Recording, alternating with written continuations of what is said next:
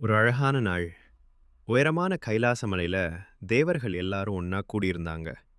எல்லாருக்கும் முகத்துல ஆச்சரியமும், சந்தோஷமும் இருந்தது. அந்த சபையில சிவபெருமான் அமைதியா உட்கார்ந்திருந்தார். அவருக்கு பக்கத்துல பார்வதி தேவி அன்பா சிரிச்சுக்கிட்டு இருந்தார். தேவர்கள் எல்லாரும் கவனமா பார்த்தாங்க. இன்னைக்கு என்ன அற்புதம் நடக்க போகுதோன்னு எதிர்பார்த்தாங்க. அந்த நேரத்துல சிவபெருமான் மெதுவா சிரிச்சார். தேவர்கள் எல்லாரையும் பார்த்து ஒரு சின்ன சோதனை வைக்கலான்னு சொன்னார். யாருக்கு புத்தி அதிகம்னு பார்க்கணும்னு சொன்னார். அதை கேட்டதும் எல்லாருக்கும் ஆவலும் சந்தோஷமும் வந்தது. முருகன் உடனே உற்சாகமா முன்னே வந்தார். நான் உலகம் முழுக்க சீக்கிரமா சுத்தி வரேன்னு சொன்னார். அப்படின்னு வேகமா போனார்.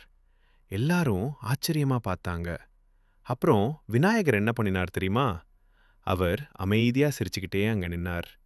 எல்லாரும் அவரை பார்த்து விநாயகர் ஏன் நகரவே இல்லைன்னு யோசிச்சாங்க. அப்போ விநாயகர் மெதுவா எழுந்தார். அம்மா பார்வதியையும் அப்பா சிவனையும் அன்போடு சுத்தி நடந்தார். 3 முறை சுத்தி முடிச்சதும் அவர் மெதுவா சொன்னார், எனக்கு அம்மாவும் அப்பாவும் தான் முழு உலகம். அந்த வார்த்தை கேட்டதும் சிவபெருமான் ரொம்ப சந்தோஷமா சிரிச்சார். பார்வதி தேவி கண் நிறைய அன்போட விநாயகரை அணைத்தார்.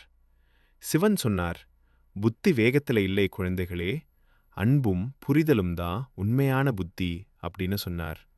அதனால தான் நாம எந்த நல்ல வேலையும் தொடங்கும்போது முதல்ல விநாயகரை வணங்குறோம்.